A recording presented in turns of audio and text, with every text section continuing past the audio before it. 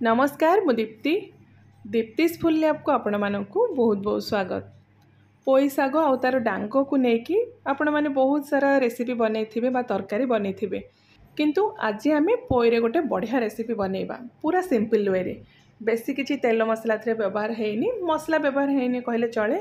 आउ सबुठ बड़ जिनस है आम पियाज रसुण व्यवहार करवानी जेकोसी दिन मानक बनईकी खाईपारे गरम भात हो बा रुटी जहाँ सहित भी आप खाइले चलो बहुत ही बढ़िया लगे। तो आशा करुच्ची रेसिपी पसंद आसो शेष जाए देखूँ भिडटी को देखि सारा पर जदि आपन को रेसिपी पसंद आसूची तो प्लीज़ वीडियो को लाइक आउ शेयर कर दिंतु।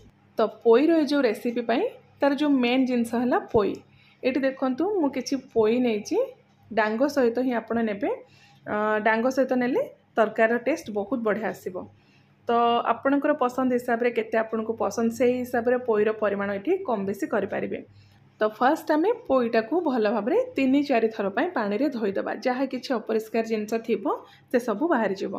तो ये पोई साग को पानी में मुझे धोईकी गोटे जाली एमती बाहर करके रखीदे जो डांगरे जहाँ सब पत्र थी से सब को आम एमती अलग करदे। तापर जो डांगटा आमर रहिला जदि बेसी टाण डांग थी आप यूज करेंगे आउ जदि टिके नरम थी तो यही टाइप आप छोट छोट खंड करके काटिकी बाहर करदे। ये जो ऊपर चोपाटा रहा आप एमती बाहर करके फोपाड़ी देवे से आम यूज करवानी। तो एमती छोट छोट पीस रखिकी आप पोई डांग सबको काटिदेवे। पत्र आउ डांग आम दीटा जाक ये यूज करवा। तो ये पोईर परिमाण सेमती किसी ना आपन को जी पसंद आपण को पसंद हिसाब से कम बेसी करके नहीं पारे किंतु जेहेतु मेन इनग्रेडिएंट है आमर पोई पोईर परिमाण जदि टिके बेसी रखिए तो तरकार टेस्ट बहुत बढ़िया आसो। तो ये पोई डांग को भी मुझे खंड कर देछि ता सहित जो पत्र थिला आम गोटा रखिबानी पत्र को भी छोट छोट खंड करके काटिदबा। तो ये सब को आम साइड रखीदबा। नेक्स्ट गैस ऑन करके एमती गोटे कड़े गरम करवा।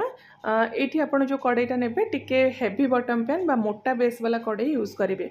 कड़े गरम हो सारापर से आम गोटे कप मापरे नहीं मुग डाली। मुग डाली को ये आम लो टू मीडियम फ्लेम टिके समय भाजवा बेसी कड़ा करके भाजबेनी हल्का जिते बड़े मुग डाली कलर पलि आसो टिके गोल्डन कलर होपर आम डाली को बाहर करके आम धोईदबा। ये देखु हल्का कलर ये पलि आसी पूरा कड़ा करके भाजबेनी। तो मुग डाली सबको एवं आम आउ गोटे जगह को बाहर करदबा। तापर से पानी देके 3-4 थर भल भाव रगड़े डाली को आम धोईदबा। तो ये मन रखु डाली हो कि चाउल हो ताकू रोषे करने पूर्वर बा कुक करने पूर्वर भल भाव एमती 4-5 थर पानी चेंज करके रगड़े डाली को बा चाउल को आप धोइबे। एटा सबुठ इम्पोर्टाट जिनस। तो ये देखो डाली को मु 4-5 थर पानी रे धोई देइछि।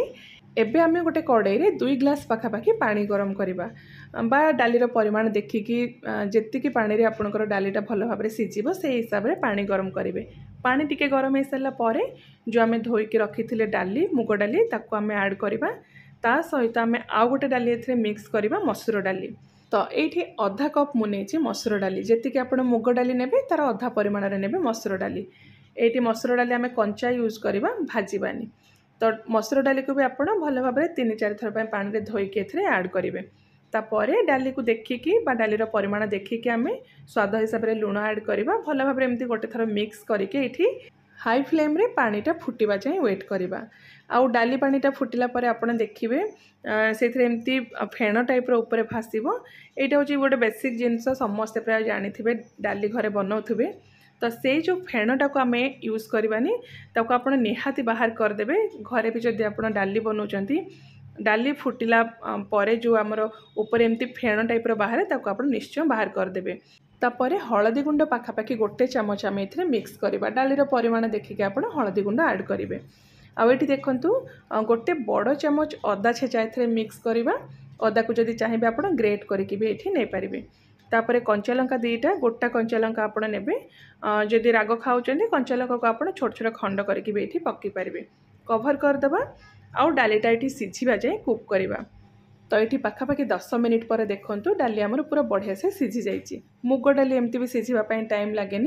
आउ डालीटा को ना आप एमती सिझेबे जमती डाली आमर गोटा गोटा रहिबो बिल्कुल भी घोल हेबनी।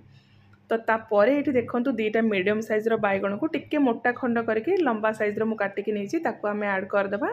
ता सहित जो पोई आउ पोई डांग आम काटिकी रखी ताको भी एथिरे मिक्स करदबा। एबे आम एडजस्ट करके लुण मिक्स करवा कहीं डाली रे भी आम आगु लुण मिक्स करथिले से हिसाब रे बैगण आउ पोई शाग को देखिके आपण एथिरे लुण देदेवे गोटे थर एमती ऊपर तल करदेबा बा मिक्स करदेबा एगेन आम एटा को कवर करके मीडियम फ्लेम रे बैगणटा पूरा नरम हवा जाए कुक करवा एमती भी बेसी टाइम लगे डाली आमर ऑलरेडी सिझी सारी पोई शाग बेसी टाइम लगे सिझापी 3-4 मिनिट आप कवर करके मीडियम फ्लेम रे कुक करेंगे तापर आप देखिए शाग आउ बैगण आपंकर पूरा बढ़िया से सिझी जाइथिबो। तो ये देखो पाखापाखि 4 मिनिट पर मुझे देखा शाग बैगण आमर पूरा बढ़िया से सिझी जाइए। हाँ जदि आपन को टमाटो पसंद ना आपण सिझा टाइम रे बा जो बैगण आउ शाग एथरे ऐड करबा टाइम रे 2टा पाखापाखि टमाटो भी आप छोट छोट खंड करके काटिके एथरे मिक्स करें।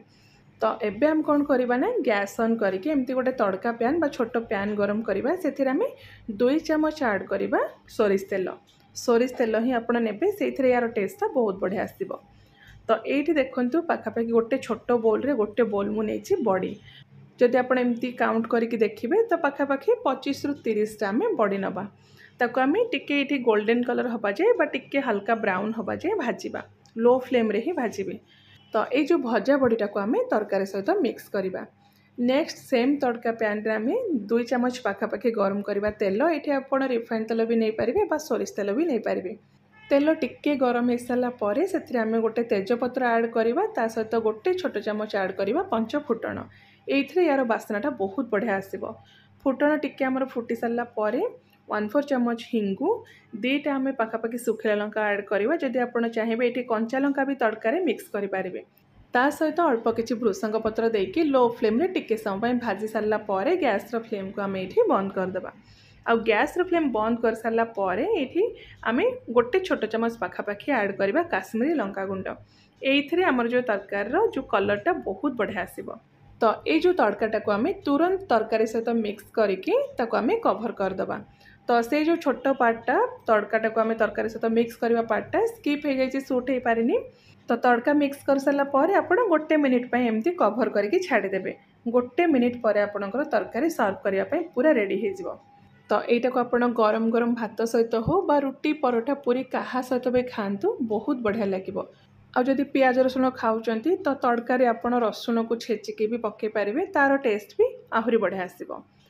तो आशा करुँची रेसिपीटी पसंद आसो समस्त को पोईरे भी एमती आपण मैंने अलग अलग टाइप्र तरकारी बा रेसिपी बनई यही प्रोसेस रे बिना पियाज रसुण रे आउ बिना मसला कम तेल व्यवहार करके ये जो पोईर रेसिपीटा को थरे बनातु निजे खातु समस्त को खुआतु केमती लगे आपणकर मतामत भी मो सहित शेयर करूँ। तो मु आउ थरे आपण मानक पई गोटे बहुत ही बढ़िया नुआ रेसिपी नहीं आसबि।